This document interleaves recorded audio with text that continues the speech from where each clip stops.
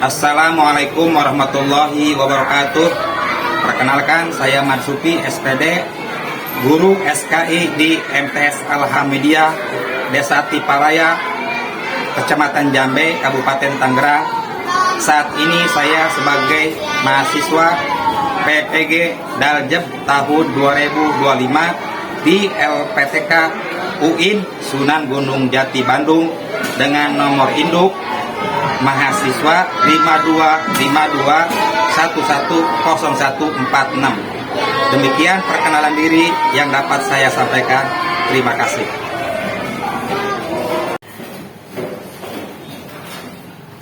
Assalamualaikum warahmatullahi wabarakatuh. Waalaikumsalam warahmatullahi wabarakatuh. Selamat pagi semuanya. Bagaimana kabarnya hari ini? Alhamdulillah baik ya.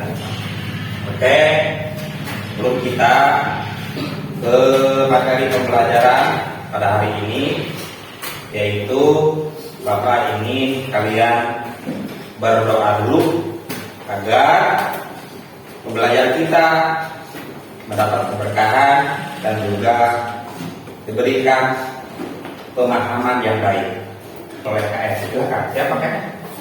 Kakak Marsa ya. Oke, silakan. Duduk siap. Siap. Sebelum belajar, marilah kita berdoa. Berdoa dimulai.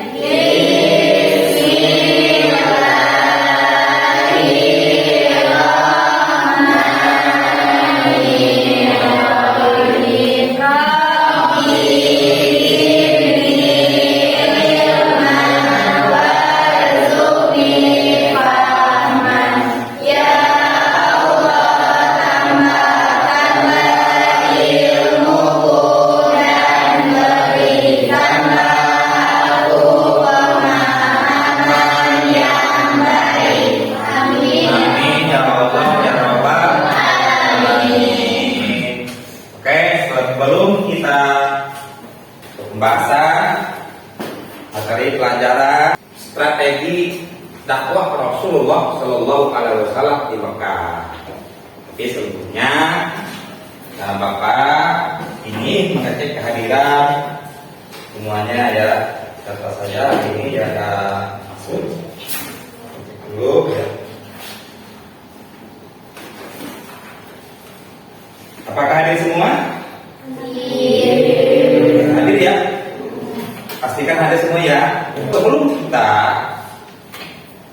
ke pembelajaran materi kita, strategi dakwah Rasulullah SAW, Bapak ngecek ya dulu. Dan kalau ada masih ada sampah di kolong meja, coba periksa. Gak apa-apa, dikeluarkan aja, dibuang. Coba. Tuh, ya ini.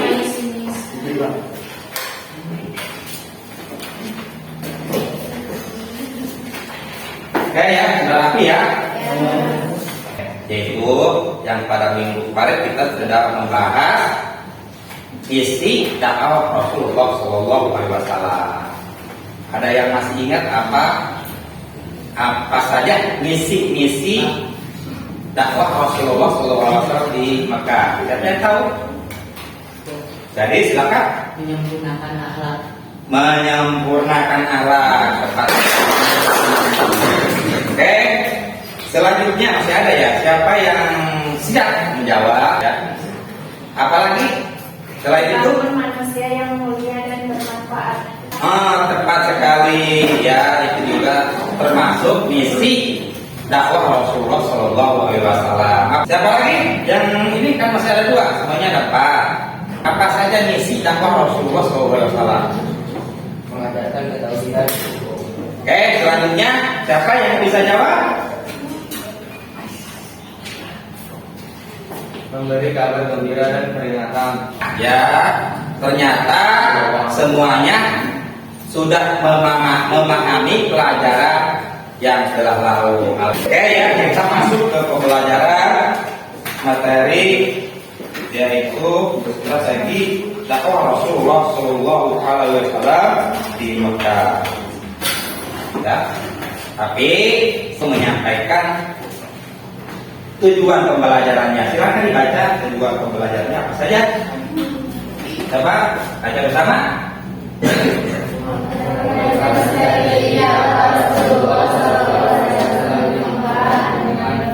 Ya, terus yang kedua.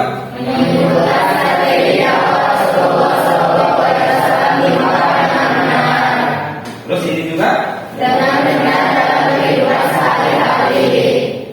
Lanjut dong.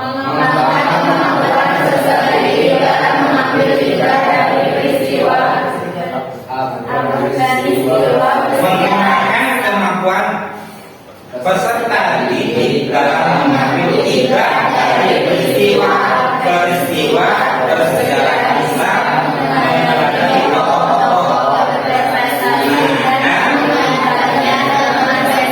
sosial, budaya, politik, ekonomi, iptek, dan seni dan lain-lain untuk mengembangkan kebudayaan dan peradaban Islam. Oke ya, selanjutnya yaitu kita akan membahas pembelajaran strategi dakwah Rasulullah SAW di Mekah. Dakwah Rasulullah SAW di Mekah ada dua atau dua cara. Nah, yang pertama dakwah Rasulullah SAW yaitu dengan cara bisiriyah, dengan cara sembunyi-sembunyi selama sekitar 3 tahun lamanya yang berfokus kepada keluarga dan kerabat dekatnya. Nah, di sini keluarga itu termasuknya berdamai kepada Siti Khadijah ya sebagai istrinya, dan Ja'id yaitu anak umutnya, dan juga kepada sahabat terdekat yaitu diantaranya Ali bin Abi Thalib, Abu Bakar Siddiq dan lain-lain ya. Nah, yang kedua yaitu dakwah dengan cara terang-terangan atau dengan cara bijak-bijak, dimulai setelah adanya perintah dari Allah dan dilanjutkan dengan seruan di tempat publik seperti publik sapa. Tujuannya adalah untuk menunaikan akidah, memperbaiki akhlak, serta membebaskan kaum yang tertindas sambil menghadapi penolakan dari kaum Quraisy. Jadi dakwah Syria atau dakwah rahasia itu ketika Nabi Muhammad SAW menerima wahyu pertama. Apa wahyu pertama? Ada yang bisa? Surat Al-Alaq ayat 1-5. Beliau tidak merasa keteguhan hati bahwa dia sebagai Rasul. Tidak. Nah, namun setelah turunnya ayat Al-Quran surat Al-Mudaththir ayat 1 sampai ayat 5, baru Kanjeng Nabi Muhammad SAW meyakinkan bahwa dirinya adalah utusan Allah. Orang yang pertama masuk Islam di kalangan keluarga adalah Siti Khadijah binti Khuwailid. Lalu kemudian Ali bin Abi Thalib. Nah, yaitu orang yang pertama kali masuk Islam di kalangan remaja. Nih, Abi Thalib. Ya. Terus ada juga Zaid bin Harisah. Zaid bin Harisah ini adalah anak umutnya Nabi Muhammad SAW, berarti termasuk keluarga. Jadi orang yang keluarga yang masuk pertama masuk Islam yaitu adalah Khadijah binti Khuwailid dan juga Zaid bin Harisah. Nah, kemudian ada juga masuk Islam Abu Bakar Siddiq yaitu sebagai sahabatnya. Ini adalah sahabat Nabi, orang yang pertama masuk Islam di kalangan pria dewasa ini. Nah, maka kemudian Abu Bakar mengajak sahabat lain seperti Utsman, Abdurrahman bin Auf, Jubair bin Awam, bukan ya? Sa'ad bin Abi Waqqas dan lain-lain. Hikmahnya dakwah Rasulullah Shallallahu Alaihi Wasallam Hijriyah, yaitu yang target utamanya keluarga dan para sahabat terdekatnya, yaitu terbentuklah kelompok awal sebagai fondasi untuk berdakwah Rasulullah Shallallahu Alaihi Wasallam. Sahabat Nabi yang pertama masuk Islam yaitu dinamakan as-sabiqunal awwalun. Jadi kita lanjut ke dakwah jahiliyah, ya artinya terang-terangan, terbuka. Nanti untuk umum ya. Setelah turunnya ayat Al-Quran surat Al-Hijr ayat 94 yang berbunyi fasda bima tumaru wa arid anil musyrikin, maka sampaikanlah secara terang-terangan segala apa yang diperintahkan kepadamu dan pergilah dari orang-orang musyrik. Nah ini jadi setelah turunnya ayat ini ada dakwah Nabi Muhammad SAW secara terbuka atau terang. Nabi Muhammad SAW dengan cara bijak jahiliyah atau terang-terangan pertama kali dilakukan dengan cara berjalan dan naik ke bukit Safa. Nah ini siapa Abdullah? Pamannya Nabi Lahab. Bukannya dapat respon, tetapi banyak tantangan. Di antaranya fitnah, ejekan, bahkan boikot sampai 3 tahun. Nah, setelah Nabi Muhammad dakwah di Mekah dilakukan dengan 2 cara, yaitu dengan cara tadi apa? Cara pertama Syria atau dengan cara sembunyi. Yang kedua dengan cara syariah atau yang disebut terang-terangan. Jadi setelah tekanan Quraisy semakin keras, Nabi memerintahkan sahabat hijrah ke Habasyah Ethiopia. Setelah Nabi Muhammad hijrah ke Habasyah, yaitu Islam mulai terkenal di luar Makkah, makin populer. Ya. Oke, untuk pembagi yaitu kita juga akan menggunakan media informasi lainnya, yaitu kita semuanya akan mengamati video yang silakan diamati ya. Diamati.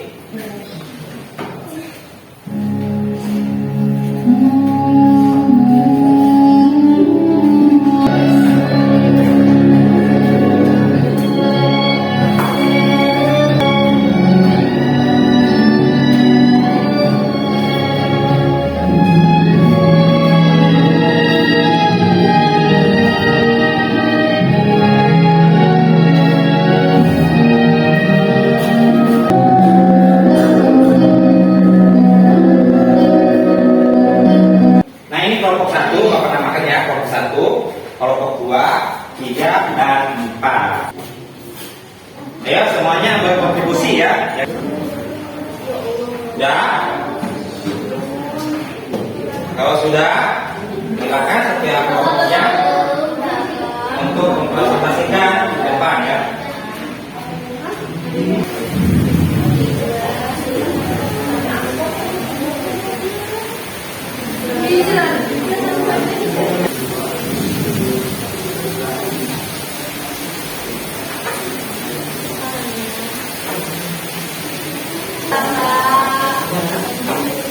Hujan ya.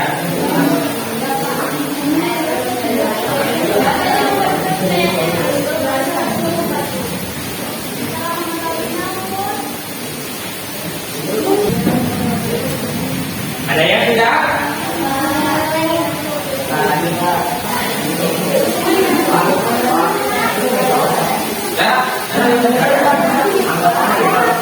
Ya, ya, itu tanya. Kelompok 1. Kelompok 2. 3, 4 ya.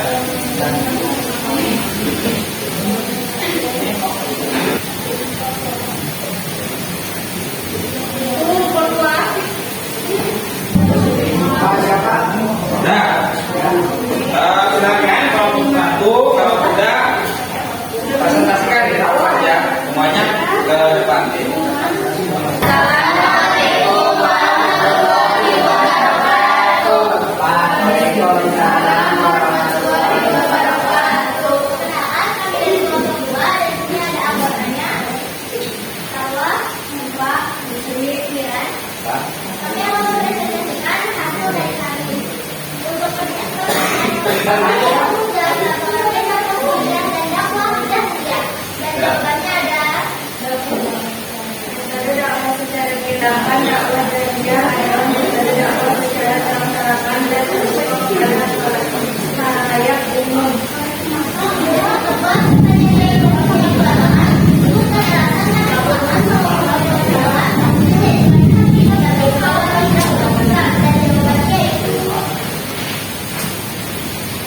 Perlindungan dan siksaan, keadaan yang tidak aman, keadilan saja.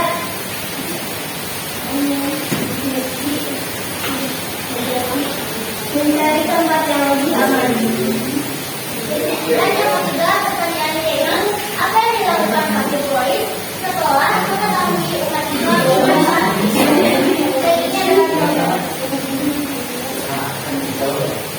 berusaha agar umat Islam pergi dari sana dengan memilih sampai kerajaan untuk memfitnah dan meminta raja mengembalikan para imigran. Dan berikutnya yaitu nomor 4. Pertanyaannya tentang isi penghukuman orang kaum Hakim Rois terhadap umat Islam. Dan ini jawabannya.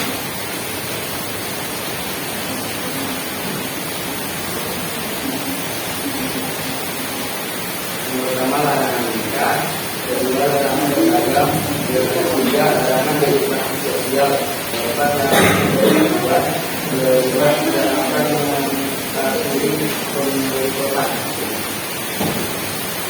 Dan yang terakhir yaitu nomor 5. Pertanyaannya adalah apa yang menjelaskan kebebasan kepada umat Islam dan merayakan. Dan jawabannya adalah adanya tekanan dari sejumlah anggota hukum Rois yang merasa iba dan menolak kezaliman tersebut. Dan tak ada jawaban dari Allah Subhanahu wa Ta'ala yang memberitahukan bahwa program boikot telah dimakan raya kecuali bagian yang menyebut nama Allah.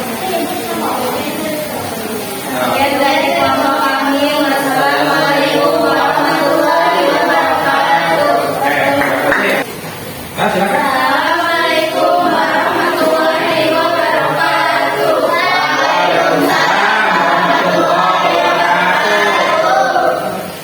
Kami dari kelompok 3 ingin mempresentasikan jawaban dari kelompok kami. Kelompok kami isinya ada saya, Nurul Samuliana, kemudian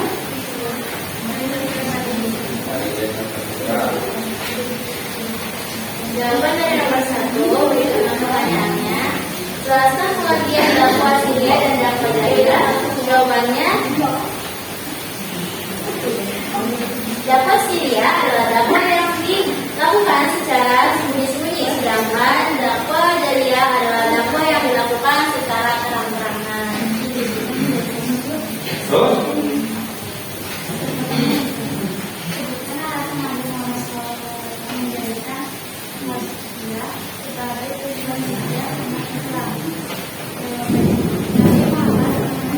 Kalau bisa diterangkan lagi, Bro. Nabi Muhammad memerintahkan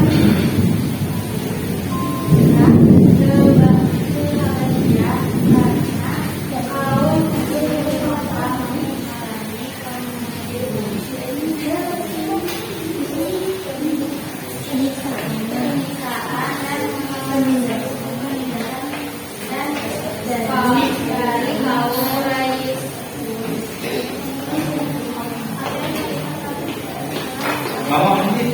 Kesan. Jawabannya, setelah mengetahui umat Islam berhijrah ke Habasah, Allah akan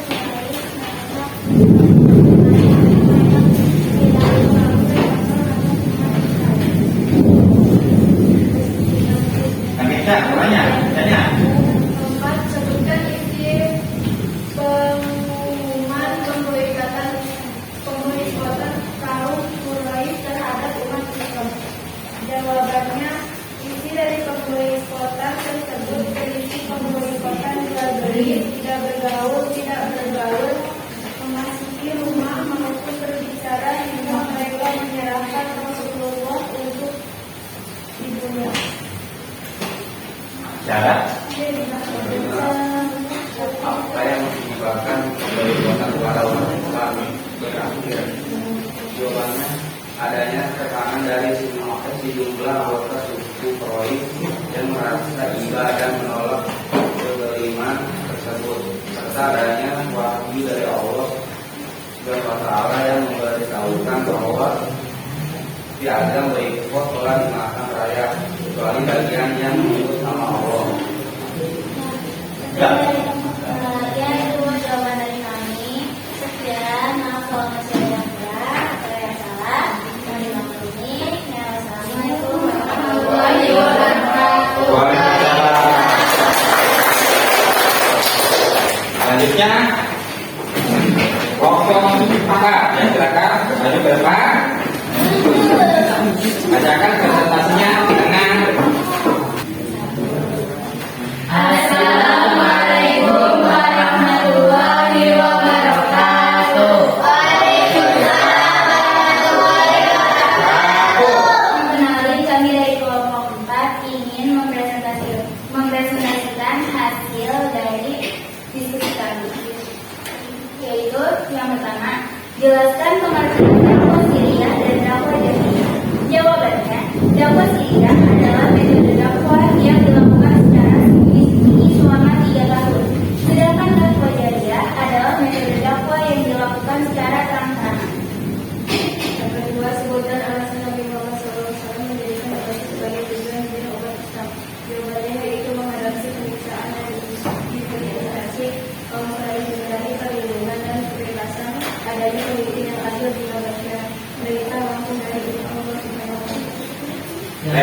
Yang ketiga, apa yang dilakukan kafir Quraisy setelah mengetahui umat Islam menjadi persekusi? Jelaskan. Jawabannya, kaum kafir Quraisy menjadi marah karena merasa terancam dan terjadi. Lalu mengutus 2 utusan Amr bin Ais dan Abdullah bin Abi Rodah untuk menghadapi Raja Najdi guna membujuknya agar mengusir umat Islam dari Indonesia. Yang keempat, sebutkan isi umum pemberitahuan hukum kafir Quraisy terhadap umat Islam. Sebagai isi dari pemberitahuan tersebut berisi pemberitahuan yang boleh bergaul.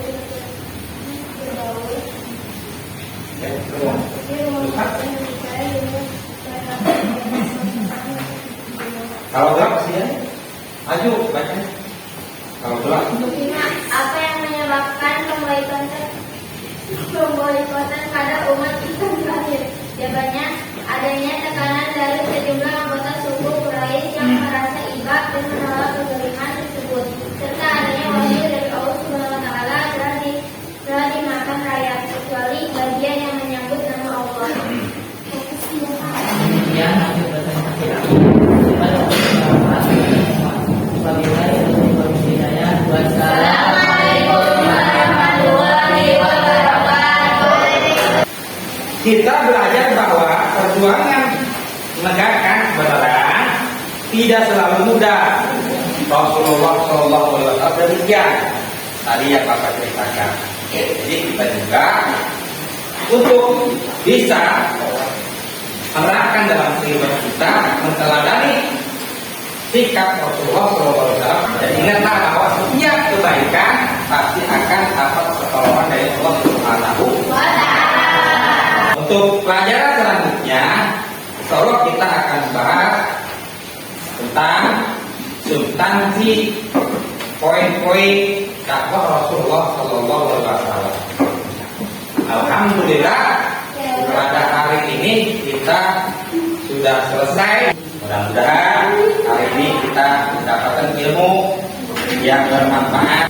Amin ya Allah ya Rabbal alamin. Tetap semangat ya, kita belajar bisa juga menteladani sikap Rasulullah ketika berdakwah. Jadi kita belajar itu harus tetap semangat, sabar, disiplin, semangat yang tinggi. Nanti kita hasilnya insya Allah juga akan mendapat ilmu yang bermanfaat. Assalamualaikum warahmatullahi wabarakatuh.